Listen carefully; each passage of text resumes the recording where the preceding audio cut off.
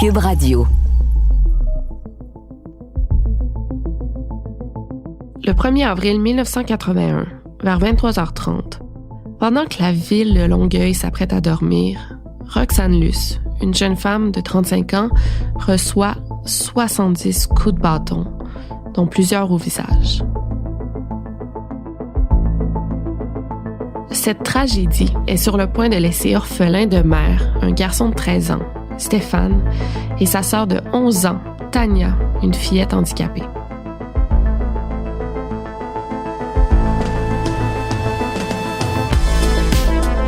Mère, qui t'a fait ça? Donne-moi juste un prénom soupir là. Shoot là, tu sais. Je l'ai pas pleuré la mort de ma mère. J'ai crié la mort de ma mère. Moi, je pensais que c'était une joke. Tu sais, le 1er avril. Ma mère faisait des jokes le 1er avril. Elle était bonne là-dedans. Fait que je peut-être qu'elle veut faire un coup.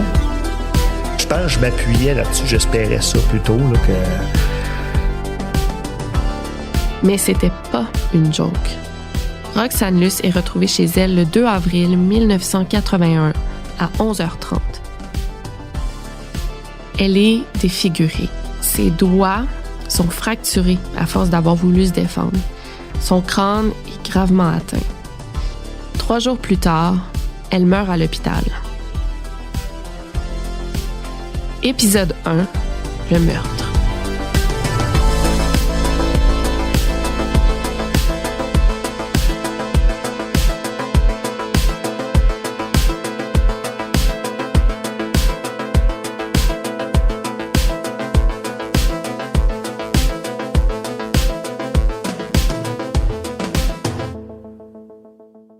Mon nom est Victoria Charlton et je suis YouTubeuse et autrice. Il y a quelques années, je suis tombée sur un fait divers qui concernait la mort suspecte d'une jeune femme dans un hôtel de Los Angeles. Comme plusieurs qui suivaient la nouvelle en même temps, j'étais complètement bouleversée. Du bouleversement, je suis passée à une sorte d'obsession. Aujourd'hui, je suis fascinée par tout ce qui a trait aux dossiers de disparition ou de meurtres irrésolus. J'en ai même fait mon métier. Le cas de Roxane Luce, ça me ramène au fait que les féminicides y font partie du paysage criminel depuis toujours. Il y a des femmes qui sont tuées depuis bien trop longtemps et ça s'arrête pas. À chaque fois, les dommages collatéraux sont bien réels, comme des enfants qui perdent leur mère, par exemple. C'est le cas de Stéphane Luce. Quand j'ai rencontré Stéphane, son histoire m'a touchée. Il avait 13 ans quand sa mère a été assassinée. La journée avant le décès de ma mère, moi, j'étais à l'école. Moi, j'étais pensionnaire. Lundi matin, avant de partir pour l'école, petite chicane qui est arrivée, puis j'ai bouté. Elle m'a dit « Passe une belle semaine, Steph, je t'aime. » J'ai dit « Ben ouais, c'est ça. » Je suis parti. C'est la dernière fois que j'ai vu ma mère, ça.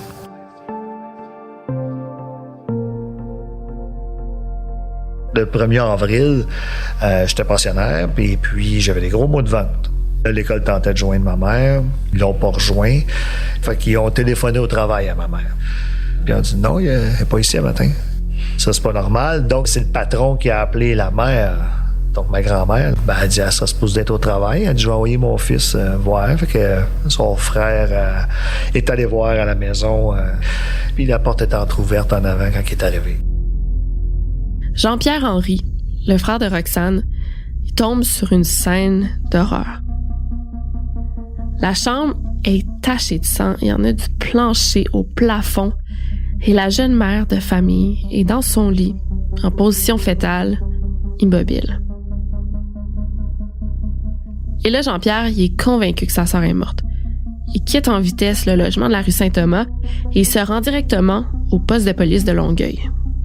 Il s'est ramassé au poste de police en disant « Ma sœur est morte, quelqu'un l'a tuée. » Fait qu'ils sont arrivés là, comme si c'était pour être un meurtre. Finalement, ben, ils se sont rendus compte qu'elle était encore vivante. Roxane est découverte chez elle 12 heures après son agression. Elle respire encore. Ça relève presque du miracle.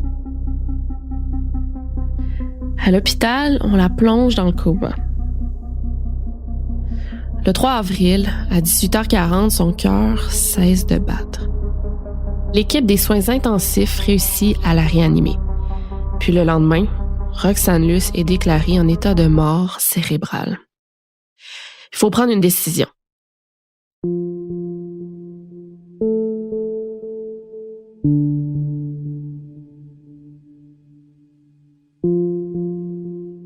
On m'a dit, ton oncle va venir te chercher. Là, je trouvais ça très drôle. Mon oncle va venir me chercher, OK. Fait que là, il vient me chercher avec ma tante, puis il commence à me dire, ta mère a été battue. Fait qu'elle est à l'hôpital.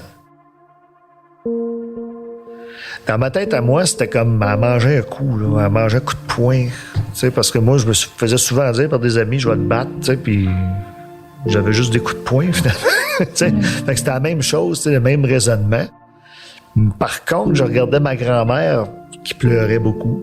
Je regardais mes tantes qui pleuraient beaucoup. Je regardais mes oncles qui me disaient « Inquiète-toi pas, on va s'en sortir. » Puis dans ma tête à moi, c'était évident qu'elle s'en sortirait. Là. Pourquoi tu me dis ça? Là, c'est le samedi matin, il n'y a plus personne qui me disait qu'elle s'en sortirait, puis ça pleurait plus.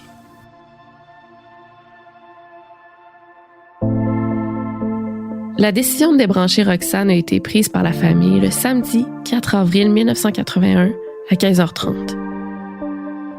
À partir de là, pendant 2 ans, le jeune Stéphane y est convaincu qu'il va recevoir un appel de sa mère qui va lui dire que c'est une blague.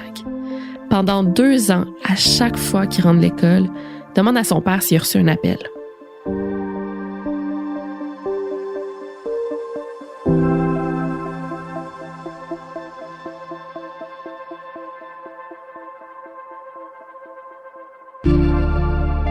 À un moment donné, j'ai pris mon courage à 2 mains. J'ai été au poste de police 2 ans plus tard. J'ai dû voir les photos. Là.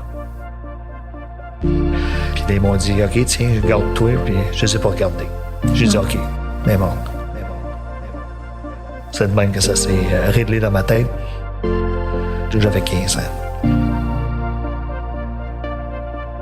C'est donc clair que Roxane a été assassinée. Et 40 ans plus tard, le coupable court toujours.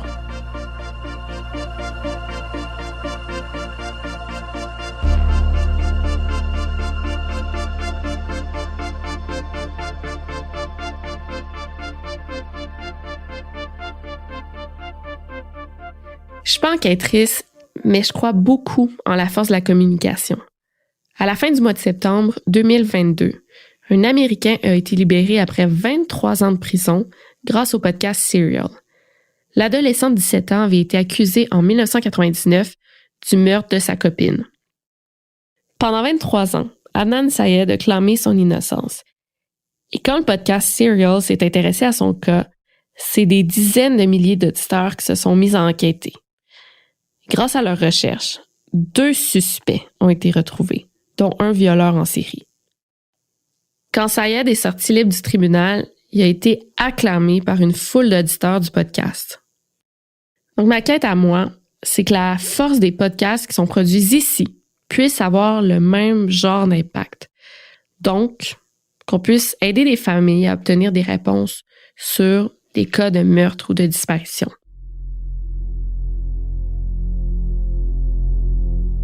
Puis pour revenir au cas de Roxane, je me pose une question. Qu'est-ce qui fait qu'encore aujourd'hui, en 2022, le tueur soit toujours en liberté?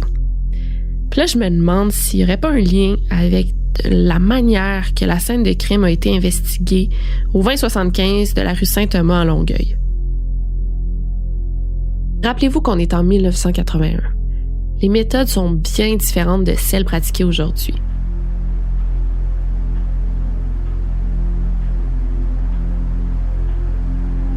Alerté par Jean-Pierre Henry, il y a 2 policiers qui arrivent sur les lieux. Très vite, ils appellent les ambulanciers, les enquêteurs et les techniciens en scène de crime. Il y a des policiers qui sont ordonnés de vérifier le périmètre extérieur et c'est à ce moment-là qu'ils découvrent pourquoi le frère de Roxane s'est déplacé au poste de police plutôt que d'appeler depuis l'appartement. Dehors, le fil de téléphone est sectionné. Mais c'est pas tout. En agrandissant le périmètre, les policiers trouvent un bâton enroulé dans un sac de plastique noir qui est fixé par du ruban électrique. Sur le bâton, il y a du sang et des cheveux. Mais pendant ce temps-là, moi, ce que je trouve vraiment difficile à comprendre, c'est que l'équipe fouille l'appartement visiblement sans précaution. Selon les dires de Stéphane, il y a des empreintes de toutes sortes qui s'ajoutent tant sur la victime que sur les meubles, sur les murs et sur les cordes de porte. Toujours selon ses dires, il y a des traces qui s'imprègnent sur le plancher. Il y a les cheveux de tout le monde qui tombent par terre. Et il y a certains indices qui auraient pu être très précieux, qui sont souillés.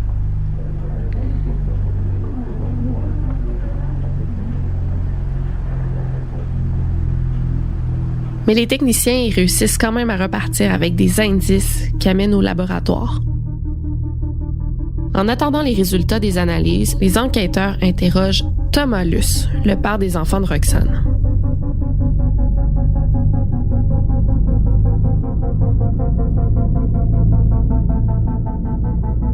Mon père venait nous chercher l'entente une seule fois par mois. Il était toujours là pour nous autres. Il a aidé au niveau des dépenses, là, l'école, la linge, ces choses-là. Même que je me souviens que la dernière fin de semaine que j'ai passée avec ma mère, mon père était avec nous. On avait été voir ma sœur au centre pour handicapés où est-ce qu'elle était, à Saint-Jean. Puis je voyais que c'était la belle camaraderie. Même dans ma tête, je me disais, bon, pourquoi qu'ils sont pas ensemble, tu sais? Ça se sourit, puis ils sont polis, puis ils se chicanent pas, puis...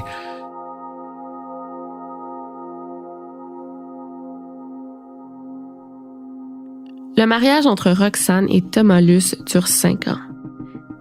Et 10 ans après leur divorce, Roxane est tuée. Tout de suite, son ex-mari est considéré comme le principal suspect. 2 semaines après avoir fait sa déclaration, une rencontre qui a duré 4 heures, Thomas est appelé à son travail et on l'invite à revenir au poste.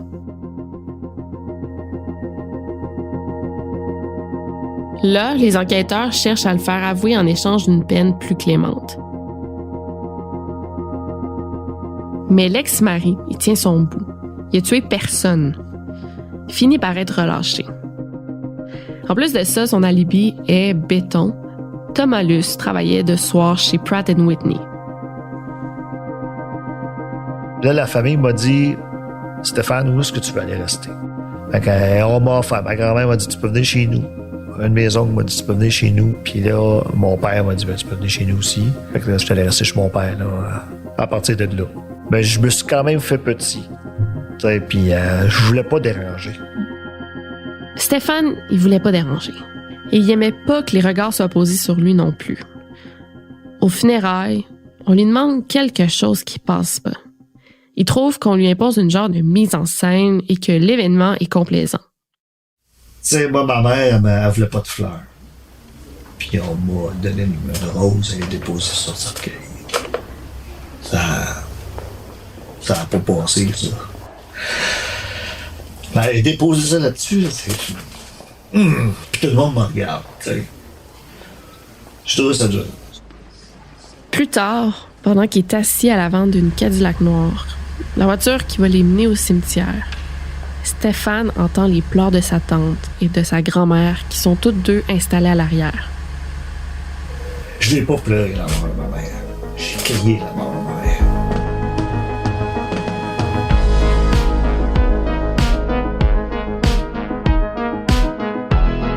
J'imagine que c'est peut-être pour en arriver à pleurer cette perte immense que Stéphane, même 40 ans plus tard, il cherche encore celui qui lui a arraché sa mère. Quand il a compris la réelle définition du mot meurtre, il n'a plus jamais été capable de se l'enlever de la tête. La colère, j'ai toujours été capable de camoufler. Jusqu'à temps qu'on me choque. Puis si je me choquais à l'école, les images du meurtre revenaient. C'était dangereux, là.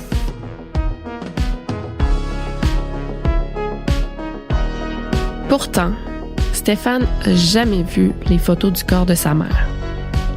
Est-ce que tu les as déjà vues, les photos? Non, moi je pense à les voir. Ah ouais? J'y pense. Ça fait 40 ans, puis j'y pense. Pourquoi? Pour me redonner notre boost.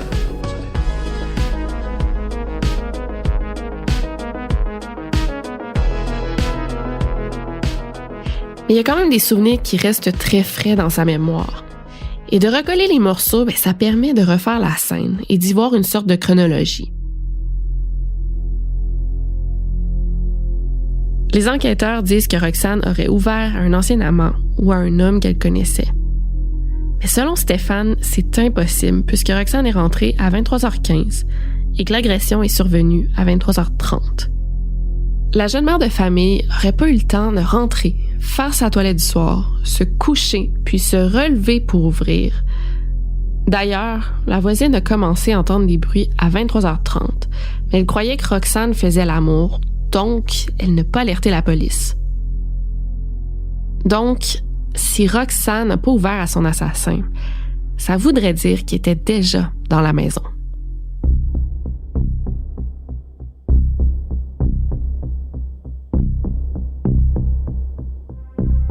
Au 4e jour, quand Roxane est décédée, c'est les enquêteurs Daniel Gagnon et Michel Viau qui ont commencé les interrogatoires. Comme la procédure l'indique, ils ont débuté par les proches de la victime. Après avoir écarté l'ex-marié, les enquêteurs ont cherché un ancien amant que Roxane appelait Maurice Chantal. L'homme a été retrouvé grâce à une photo découverte chez Roxane. Et sur la photo, on peut le voir qui est adossé sur le coffre arrière de sa voiture.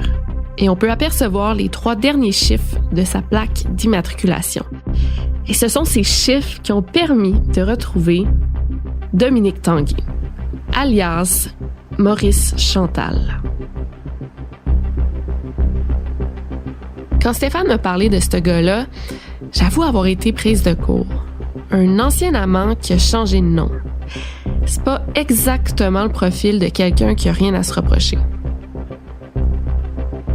Maurice Chantal, ils l'ont interviewé, puis c'est là, dans l'interview, qu'il disait c'est elle qui voulait que je m'appelle de même. Mais finalement, il y avait une femme, lui. OK, c'est pour ça que... Probablement pour ça que lui a changé son nom, qu'il a fait à croire que c'est ma mère qui voulait ça, pour pas qu'elle puisse se retracer, qu'elle dise à sa femme. Ouais. C'est ce que je pense, mais encore là, cet individu-là, je peux pas le cerner en tant que tel. J'ai jamais réussi à y reparler. J'ai essayé une couple de fois, mais ça n'a pas fonctionné. Après leur rupture, Dominique Tanguay harcelait Roxane. Il la suivait partout. Il suivait même Stéphane, qui, à quelques reprises, il a été obligé d'emprunter différents chemins pour semer Tanguay. J'aurais aimé essayer de poser la question directement. Là. Pourquoi Parce qu'il dit qu'il la harcelait pas. Moi, il me suivait. Là. J'ai même une photo de lui pendant qu'il me suit. J'avais ma caméra, je l'ai pas en photo. Montré. Je l'ai montré, c'est ça que je donnais à la police. Là, ils ont vu le modèle d'auto qu'il y avait, puis c'est le même qu'ils l'ont retrouvé. OK. Mais les enquêteurs n'ont pas été plus loin. J'ai beaucoup de misère à comprendre comment ce type-là n'a pas attiré plus l'attention des policiers. Tu sais, il faut le faire. Là. Traquer le fils de ton ex sans révéler ta vraie identité. Peut-être que c'est juste quelqu'un qui l'aimait puis qui décrochait pas simplement, puis qu'il n'y a rien à voir là-dedans, peut-être aussi. Je veux dire, c'est bien embêtant. Il n'a tellement pas été considéré, ce suspect-là, que je peux même pas compter sur la police aujourd'hui pour investiguer un peu plus, même si j'en reparle. Mais oui, ça pourrait être un suspect potentiel, là.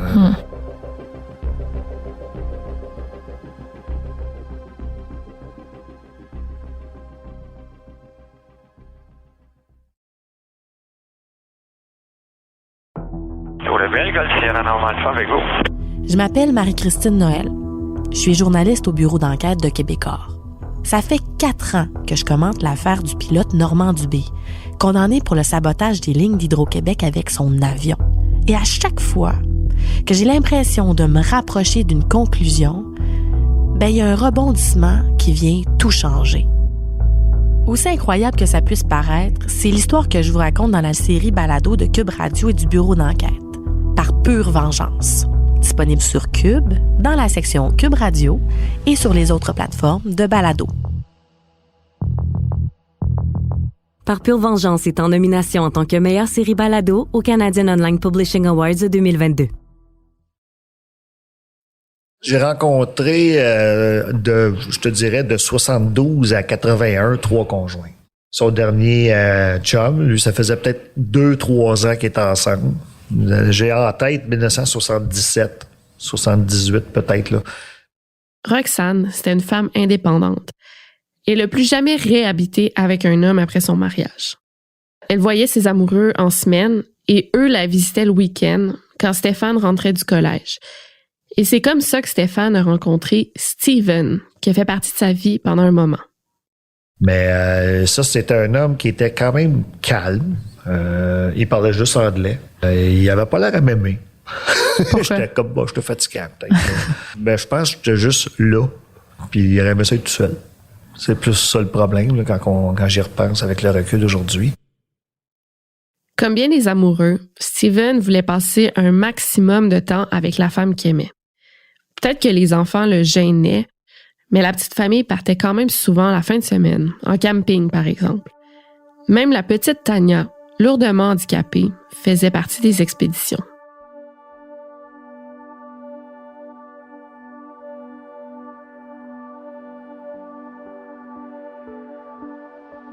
Roxane était dans la mi-trentaine. C'était une maman de 2 enfants. C'était une femme magnifique, ambitieuse, engagée, libre.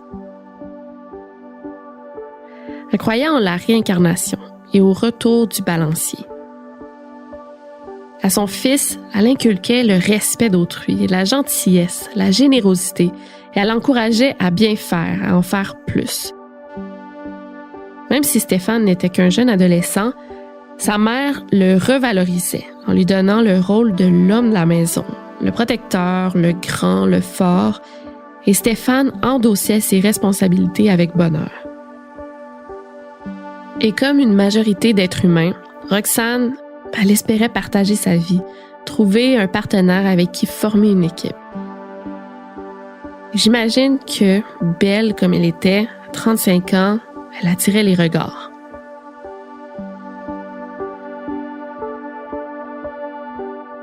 Son chum, Steven, c'est lui qui a montré la photo. Ce gars-là était photographe. Quand je rentrais chez eux, il y avait que du stock de photographie. Son salon ressemblait à un laboratoire de photos, sa chambre ressemblait à un laboratoire de photos, tout ressemblait, il y avait du stock de photos partout. Roxane est devenue passionnée de photographie. C'est une passion qu'elle a d'ailleurs transmise à son fils. Ensemble, ils partaient à pied dans la ville, ils passaient des heures à capturer des images qu'ils développaient le soir dans la chambre noire qui s'était installée.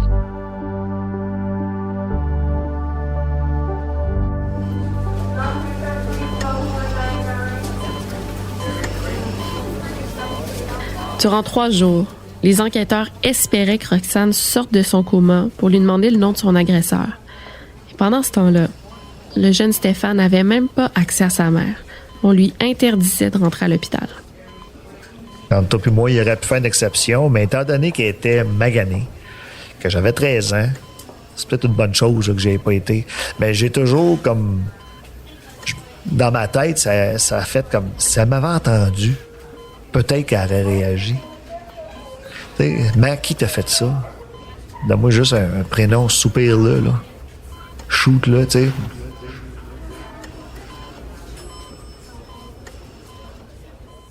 Mais malheureusement, Roxane s'est jamais réveillée. Et comme dans plusieurs affaires de meurtre, les suspects potentiels sont nombreux.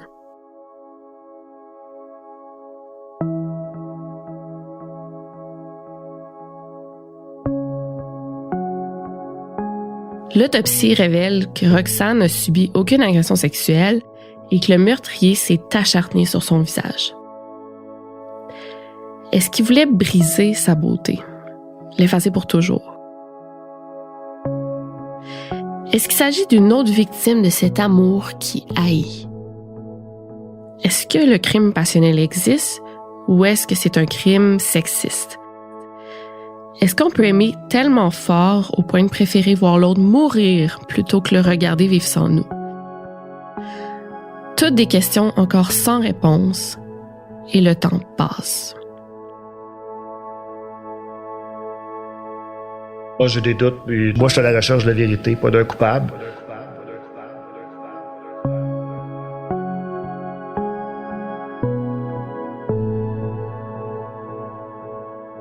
Les enquêteurs ont poursuivi leurs recherches. Et après avoir questionné la famille, ils se sont tournés vers les circuits d'autobus et de taxis qu'empruntait Roxane. Ils sont tombés sur un chauffeur d'autobus qui l'aurait fréquenté seulement quelques jours. Malheureusement, encore une fois, la piste mène nulle part. Là, on est dans une impasse. Son fils Stéphane, son ex-mari Thomas et toute la famille restent sans réponse. Le dossier est classé en décembre 1982. Mais Stéphane n'oublie pas. Il reste avec le meurtre de sa mère dans la tête. Et ça, à tous les jours.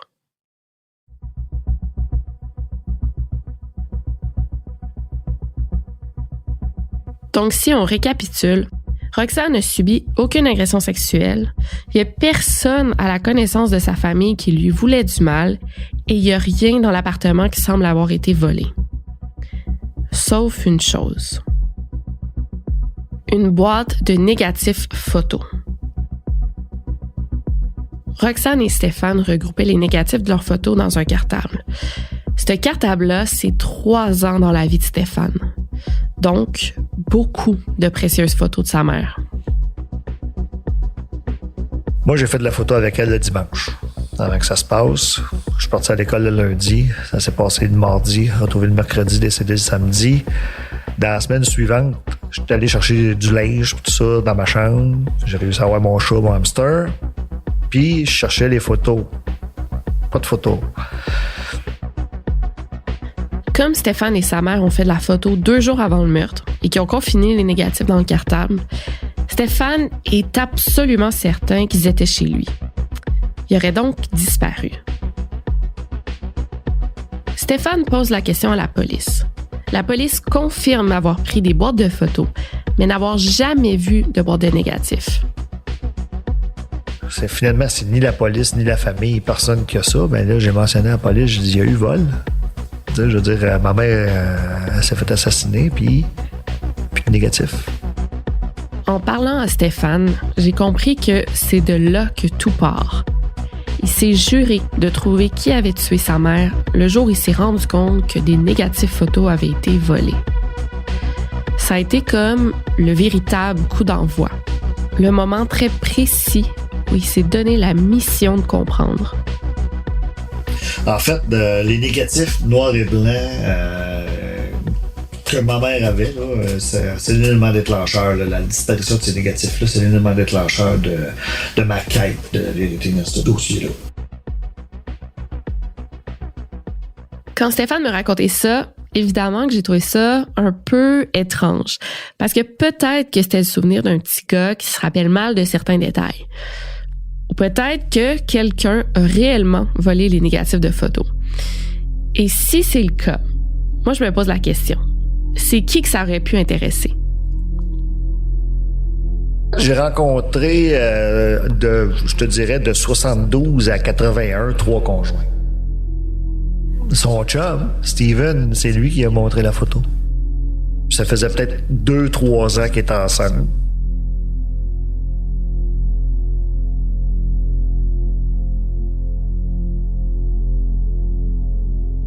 Elle l'aurait laissé, puis il n'aurait pas accepté ça. Ma mère, c'est une belle femme. Puis quand ma mère disait « décidait de quoi », elle décidait de quoi. Il n'y avait pas de revenez-y. Je sais qu'il l'aimait. Il avait l'air de l'aimer quand même beaucoup. Là. J'ai toujours trouvé qu'il était colleux là, sur ma mère. Ma mère était plus indépendante. Fait que si elle a décidé, à un moment donné, elle dit non, enough is enough, là. Il stay home, mais là, ça, il aurait peut-être pas pris ça, là. La relation entre Roxane et Steven dure plusieurs mois, voire 2 ou 3 ans. Puis vers la fin, Steven commence à consommer un peu d'alcool. Rien d'énorme, mais assez pour que son caractère change. Il serait devenu psychologiquement violent. Puis ça, Roxane le tolère pas. Ma mère, c'était une femme qui avait quand même une certaine fierté. Puis probablement qu'elle n'a pas aimé le fait qu'ils prennent de la boisson régulièrement, parce que c'était pas quelque chose qu'ils faisaient au début. Je me souviens qu'il n'y avait pas de bière à la maison au début, puis à la fin, il y en avait régulièrement. Fait que c'est peut-être quelque chose qui tapait sur le nerf. Roxane a donc averti son fils qu'elle allait quitter Steven et elle le prépare parce que sa décision est prise.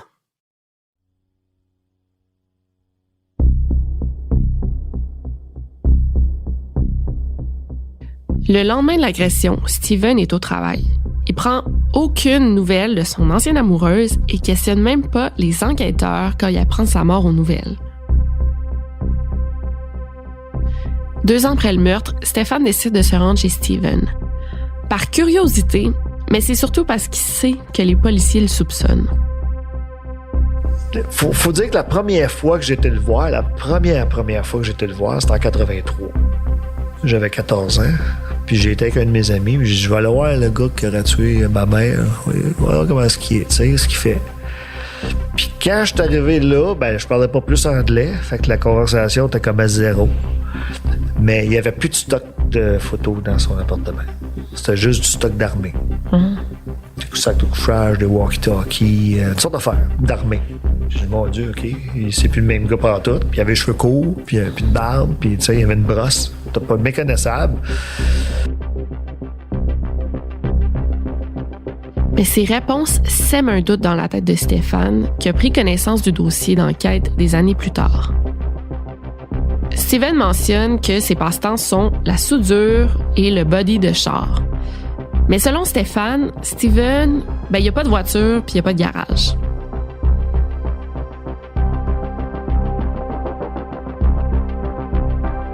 Quand les policiers veulent savoir comment il s'est fait la blessure qu'il a sur la main, Steven répond qu'il s'est éraflé sur le ciment en allant dans son cabanon chercher une moustiquaire. Mais toujours selon Stéphane, Steven, il n'y a pas de cabanon. Et à la question « Que faisiez-vous ce soir-là ?», Steven y répond qu'il se faisait cuire des patates seul chez lui.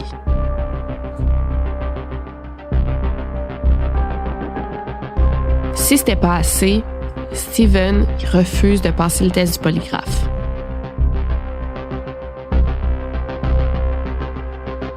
Ces informations-là, Stéphane les obtient en 1997. Et à ce moment-là, il vient tout juste de retourner voir Steven, qui est toujours l'un des suspects dans la mire des policiers. Ce qui m'a marqué, c'est qu'il m'a dit « Ça fait 16 ans que j'attends que tu viennes me voir. » Moi, j'ai répondu « Ça fait 16 ans qu'on me dit que tu as tué ma mère. » Fait que j'avais pas le goût de le voir. Ben oui. Donc, si on résume le tout, Steven, c'est le dernier amoureux de Roxane. Puis avant sa mort, il venait tout juste de se séparer.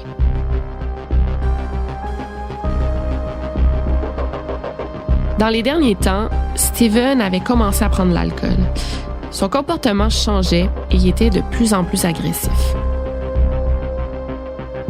Quand le jeune Stéphane de 14 ans décide enfin de frapper à la porte de son ex-beau-père, il remarque que non seulement il s'est physiquement métamorphosé, mais qu'en plus, tout le matériel photo qui envahissait son appartement avait disparu, remplacé par de l'équipement de l'armée.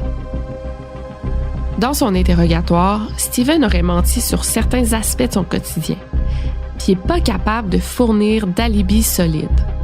Et finalement, plus tard, il refuse de passer le test du polygraphe.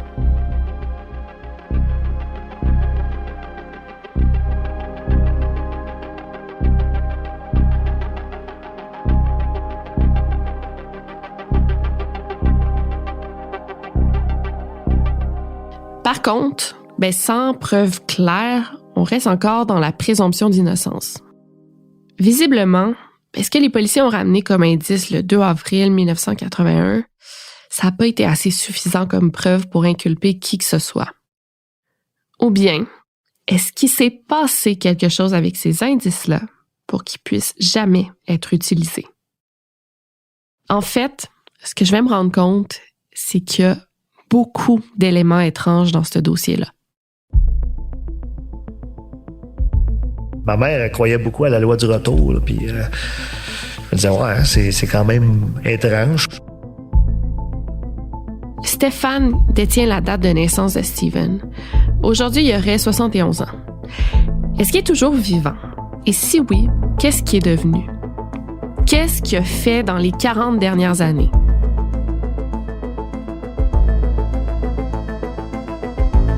Stéphane pense qu'il serait encore en vie et qu'il serait même encore à Montréal.